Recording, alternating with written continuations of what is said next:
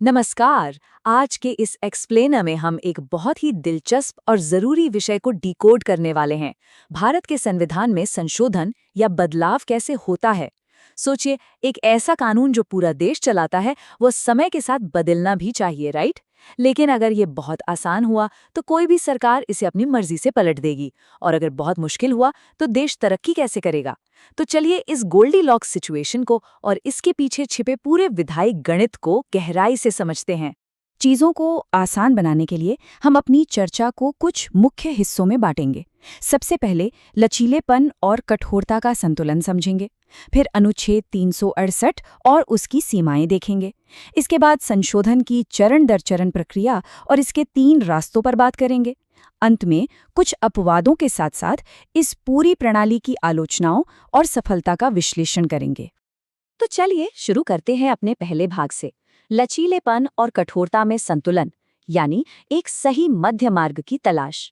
अगर हम दुनिया के बाकी देशों को देखें तो हर जगह अपने सर्वोच्च कानून को बदलने का तरीका एकदम अलग है। एक तरफ है संयुक्त राज्य अमेरिका यानी यूके। इनका संविधान अलिखित और इतना लचीला है कि मान लीजिए जैसे कोई बच्चा हर दिन अपनी रूल बुक अपडेट कर रहा हो। वहां की संसद जब चाहे एक साधारण कानून पास करके पूरी व्यवस्था बदल सकती है। दूसरी तरफ है संयुक्त राज्य अमेरिका।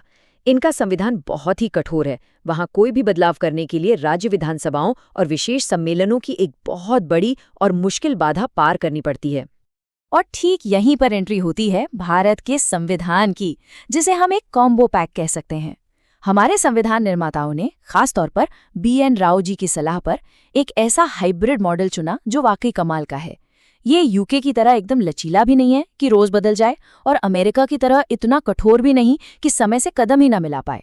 ये एक परफेक्ट बैलेंस है जो इसे समय के अनुकूल भी बनाता है और रोजमर्रा के बदलावों से सुरक्षित भी रखता है। अब आते हैं अपने दूसरे भाग पर, अनुच्छेद 368 और इसकी सीमाएं। आखिर संविधान बदलने की ये शक्ति आती कहाँ से है और इसकी हदें क्या हैं? संविधान में बदलाव करने की ये जो बहुत बड़ी शक्ति है ना, ये सीधे अनुच्छेद 368 से आती है। इसके तहत केवल और केवल केंद्र की संसद के पास ही संविधान में कुछ नया जोड़ने, बदलने या किसी नियम को निरस्त करने का एक्सक्लूसिव अधिकार है। एक बात बिल्कुल साफ कर दूं, भारत में राज्य की विधानसभाओं के पास अपनी तरफ से संविधान संशोधन का प्रस्ताव लाने की कोई शक्ति नहीं है। लेकिन जरा रुकिए, क्या संसद की ये शक्ति असीमित है? बिल्कुल नहीं। 1973 के ऐतिहासिक केशवानंद भारती केस ने इसमें एक बहुत बड़ी लक्ष्मण रेखा खींच दी। सुप्रीम कोर्ट ने साफ कर दिया कि संसद सब कुछ संशोधित कर सकती है, लेकिन वो संविधान के मूल ढांचे या बेसिक स्ट्रक्चर को नहीं छू सकती। यानी आप इमारत में रंग रोगन तो कर सकते हैं, लेकिन उसकी बुनियादी नींव नहीं हिला सकते। तो ये सब होता कैसे है? आइए तीसरे भाग में देखते हैं, चरण दर चरण प्रक्रिया, एक संशोधन विधेयक का पूरा जीवन चक्र। एक संशोधन बिल की यात्रा काफी दिलचस्प होती है। सबसे पहले ये बिल संसद के किसी भी सदन में पेश किया जा सकता है, और कमाल की बात यह है कि इसके लिए किसी का मंत्री होना जरूरी नहीं है। एक गैर सरकारी सदस्य भी इसे पेश कर सकता है, और इसके लिए राष्ट्रपति की पूर्व अनुमति भी नहीं चाहिए। इसके बाद आता है दूसरा चरण। इस बिल को दोनों सदनों से अलग अलग पास होना ही होगा। अगर लोकसभा और राज्यसभा में असहमति हो गई तो इसे सुलझाने के लिए कोई संयुक्त बैठक नहीं बुलाई जा सकती। अंत में 1971 के 24 से संशोधन के बाद से एक बार बिल पास हो गया तो राष्ट्रपति उस पर सहमति देने के लिए बाध्य हैं। वो इसे रोक या लौटा बिल्कुल नहीं सकते। अब बढ़ते हैं चौथे भाग की तरफ, संशोधन के 3 रास्ते। चलिए इस पूरी प्रक्रिया के पीछे के असली संसदीय गणित को डिकोड करते हैं। इस पूरे प्रोसेस के गणित को हम 3 साफ सुथरे रास्तों में बांट सकते हैं। पहला है साधारण बहुमत, जैसे नए राज्यों को शामिल करना हो या नागरिकता के नियम बदलने हों। तकनीकी रूप से इसे अनुच्छेद 368 के तहत संशोधन माना ही नहीं जाता। दूसरा रास्ता है विशेष बहुमत, मौलिक अधिकारों या नीति निर्देशक तत्वों जैसे अहम बदलावों के लिए इसकी जरूरत पड़ती है। और तीसरा सबसे कड़ा रास्ता, विशेष बहुमत के साथ साथ राज्यों का अनुसमर्थन। अगर GST लागू करने जैसे बड़े संघीय बदलाव करने हों जो केंद्र और राज्य के रिश्तों पर असर डालते हैं, तब ये तीसरा और सबसे मुश्किल रास्ता अपनाना पड़ता है। अब जरा इस विशेष बहुमत वाले गणित को करीब से समझते हैं। ये काफी हैरान करने वाला हो सकता है। क्या कोई बिल 2/3 बहुमत मिलने के बाद भी फेल हो सकता है? बिल्कुल। मान लीजिए लोकसभा में कुल 543 सीटें हैं और उस दिन 390 लोग उपस्थित हैं। 390 का 2/3 हुआ 260 वोट। लेकिन यहाँ एक पेच है। ये जो 2/3 बहुमत है, ये सदन की कुल सदस्यता के 50% से भी ज्यादा होना चाहिए। 543 का आधा होता है 272। अब देखिए, 260 वोट तो 272 से कम है, तो भारी बहुमत के बावजूद ये बिल वहीं फेल हो जाएगा। और जहां बात उन बड़े संघीय संशोधनों की आती है, तो वहां एक बहुत ही महत्वपूर्ण नंबर सामने आता है, 15।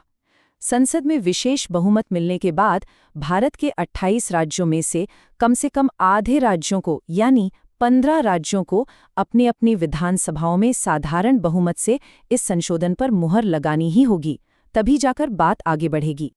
ये तो हुई मुख्य बात। अब आते हैं भाग 5 पर, कुछ अपवाद और अन्य बहुमत जो अनुच्छेद 368 के दायरे से बिल्कुल बाहर हैं। हमारे संविधान में अनुच्छेद 368 के बाहर भी कुछ बहुत ही दिलचस्प गणितीय समीकरण हैं। उदाहरण के लिए अनुच्छेद 249 को लीजिए। अगर राष्ट्रहित की बात हो तो राज्यसभा में उपस्थित और मतदान करने वाले सदस्यों का 2/3 बहुमत मिल जाए तो केंद्र सरकार राज्य के विषयों पर भी कानून बना सकती है। लेकिन जरा इसकी तुलना अनुच्छेद 61 से कीजिए, जो राष्ट्रपति पर महाभियोग यानी उन्हें पद से हटाने के लिए है। इसके लिए सिर्फ उपस्थित लोगों का नहीं, बल्कि पूरे सदन की कुल क्षमता का 2/3 बहुमत चाहिए। राष्ट्र प्रमुख को हटाने के लिए ये जानबूझकर रखी गई एक बहुत बड़ी बाधा है। एक और बहुत ही खास तरह की गणना होती है जिसे हम प्रभावी बहुमत या इफेक्टिव मेजॉरिटी कहते हैं। इसमें सदन की कुल क्षमता में से उन सीटों को हटा दिया जाता है जो फिलहाल खाली हैं और फिर बचे हुए नंबर का 50% + 1 निकाला जाता है। भारत के उपराष्ट्रपति या लोकसभा अध्यक्ष जैसे बड़े अधिकारियों को हटाने के लिए इसी अनूठे गणित का इस्तेमाल किया जाता है। अब हम अपने अंतिम भाग पर पहुंच गए हैं, आलोचनाएं और समग्र सफलता। चलिए इस पूरी प्रणाली का एक निष्पक्ष मूल्यांकन करते हैं। किसी भी प्रणाली की तरह इस संशोधन प्रक्रिया की भी कुछ बहुत ही मजबूत आलोचनाएं होती हैं। सबसे पहली बात, अमेरिका के उलट हमारे यहाँ संविधान बदलने के लिए कोई अलग से विशेष संवैधानिक सम्मेलन नहीं बुलाया जाता। राज्यों के पास संशोधन शुरू करने की कोई ताकत नहीं है और ना ही उनके लिए कोई टाइम लिमिट तय है। एक और बड़ी समस्या है, अगर दोनों सदनों में गतिरोध हो जाए तो संयुक्त बैठक का कोई प्रावधान नहीं है, जिससे अहम बिल लटक कर खत्म हो सकते हैं। और हाँ, कई जगहों पर नियमों की अस्पष्टता के कारण बार बार सुप्रीम कोर्ट को बीच में आकर व्याख्या करनी पड़ती है। लेकिन इन सब कमियों के बावजूद हमारे निर्माताओं ने पूर्ण कठोरता से क्यों परहेज किया? इसका बहुत ही खूबसूरत और सटीक जवाब जवाहरलाल नेहरू जी के इन शब्दों में मिलता है। उन्होंने कहा था कि यद्यपि हम चाहते हैं कि ये संविधान यथासंभव ठोस और स्थायी हो, लेकिन संविधान में कोई पूर्ण स्थायित्व नहीं होता। इसमें एक निश्चित लचीलापन होना चाहिए। यदि आप किसी भी संविधान को कठोर और स्थायी बना देते हैं, तो आप राष्ट्र के विकास, एक जीवंत जैविक लोगों के विकास को रोक देते हैं। बिल्कुल, डॉक्टर B.R. अम्बेडकर ने भी इस प्रक्रिया का मजबूती से बचाव करते हुए कहा था कि संविधान सभा ने संशोधन के लिए एक सहज प्रक्रिया दी है और जानबूझकर इस पर अंतिम और अचूक होने की मुहर नहीं लगाई है। और सच कहें तो K.C. वेयर जैसे दिग्गज वैश्विक विशेषज्ञों ने भी इस हाइब्रिड मॉडल की काफ़ी तारीफ की है। ये वाकई दुनिया भर में एक अनोखी और सफल प्रणाली साबित हुई है जो समय की कसौटी पर खरी उतरी है। तो इस पूरे एक्सप्लेनर के अंत में हमारे सामने एक बहुत ही दिलचस्प सवाल खड़ा होता है।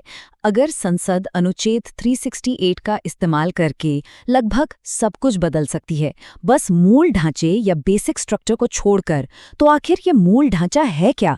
इसकी लिस्ट में क्या क्या आता है? संविधान को बचाने वाले इस अंतिम रक्षक के रहस्य से पर्दा उठेगा हमारे अगले एक्सप्लेनर में। तब तक के लिए विचार करते रहिए और सीखना जारी रखें।